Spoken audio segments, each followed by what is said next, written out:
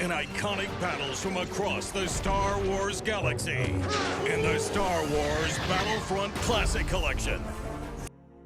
I was pretty shocked when I started seeing all the headlines and posts about the Battlefront Collection being a complete disaster of a launch, because I've been playing the game for hours at that point, and to that point I only had one issue. I'd been playing the campaigns on Battlefront 1, and I just started the campaign for Battlefront 2, and I hadn't even touched the multiplayer yet, and I was really excited for this re-release. I could take it anywhere with me, like on the Switch or the Steam Deck. Unfortunately, on the Switch, the download, it's still going to this point. But because I was so excited for this, I bought it on Steam. Also, because me and my buddy that, we used to play this game all the time, almost 20 years ago, which makes me feel really old to say, but, we were really excited to play that together. And he didn't end up buying it due to, all the stuff that came out about it, but I pre-ordered the game because I was so excited to replay this game, because this game really was my childhood. If I could count the hours that I put into this game when I was a kid, I'm sure I would be shocked by the amount. But, the Battlefront Classic Collection is being labeled as one of the worst launches ever, and saying it's a complete disaster and nothing works. The single player, the multiplayer, it's all broken. But, is that true? Is it really a complete disaster? Let's talk about it.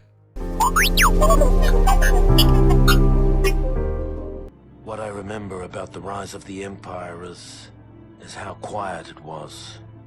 So there's something I want to talk about first, and that's when, this game was announced a few weeks ago, and I just felt like there was so much clickbait and lies going on about this game. So many claims of new maps and new content, and that this would change everything, and all these other claims. And yeah, it kind of bothered me a little bit, because why are they saying that there are new maps here when there isn't? And yeah, no, I know that they added the maps that were once exclusive to Xbox back in the day, but they were all maps that were in Battlefront 1, and the Battlefront 1 extra map was Jabba's Palace, which was a normal map in Battlefront 2, and if you had an Xbox, like an Xbox One, Series X, S, you could get these games via backwards compatibility, and you could play all these maps. It's not like you couldn't get them. And I'm pretty sure they were on Steam also. And, people were claiming brand new heroes, when same thing with the maps. Asajj Ventress and Kit Fisto in Battlefront 2, they were there in the original Xbox version. So it's not new, it's not brand new stuff, but everyone kept claiming it's new. And then new modes. Nope, no new modes. But I would say that the most significant change that was really cool was that you can play the heroes and villains on any map, any ground map. Before, it was just the Mos Eisley map, which even when I was a kid, I was always confused why that was only one map. So it's cool that they were able to make that game mode available on every map. That was really cool. And I know that they made the extra large battles available on every map, which is also great change. What was with building up all the hype and borderline lying about what this game was?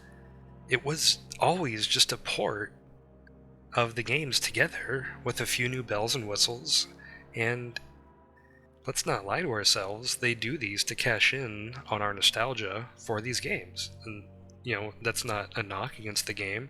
They wouldn't be releasing these old Star Wars games if they didn't think they would make money and cash in on all of us that grew up playing these things, and possibly bring in new fans. Okay, but back to the actual game. I have not had any of the issues that people are reporting when it comes to the single player. I haven't had any crazy texture issues. I haven't had any issues with the controls. The cutscenes are all working just fine for me. But I will admit that the aiming in Battlefront 2 did feel a little slow at first. I had to go into the settings and sort of up the sensitivity. But after doing that, like, I haven't really had any issues with actually playing the game. I did, however, finally jump in to the multiplayer just to see if it really was that bad. And, you know, it doesn't feel nearly as good to play as the single player.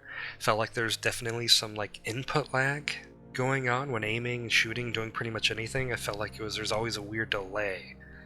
And I couldn't just join a quick match.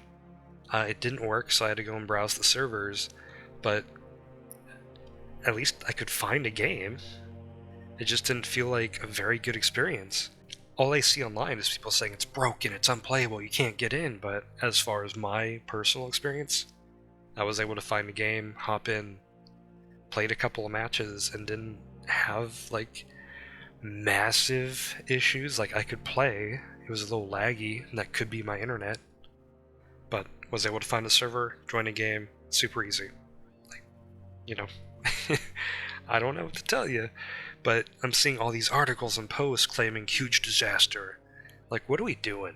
Like, it's not perfect, but I'm sick of all the clickbait about this game. First, it's hyped up like it's going to be the next AAA Battlefront game, Battlefront 3, which it was never going to be that.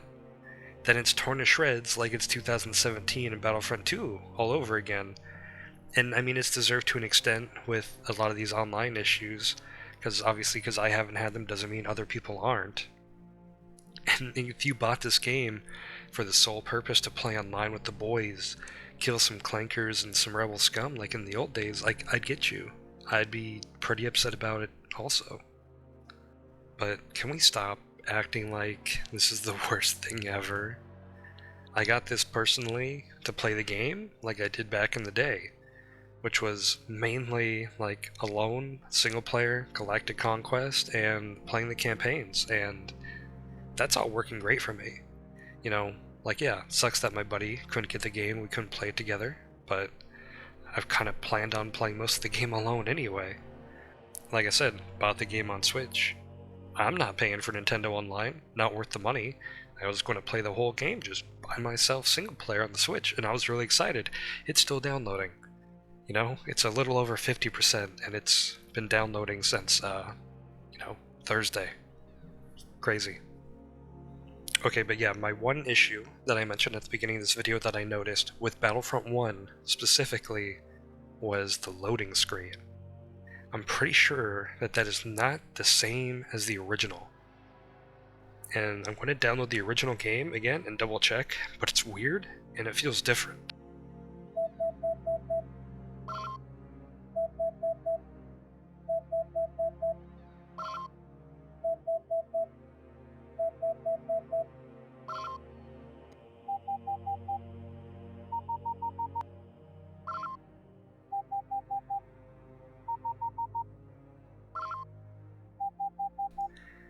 But what do you guys all think about the situation? Is it overblown and it's not that big of a deal, or is it a genuine disaster? Let me know down below.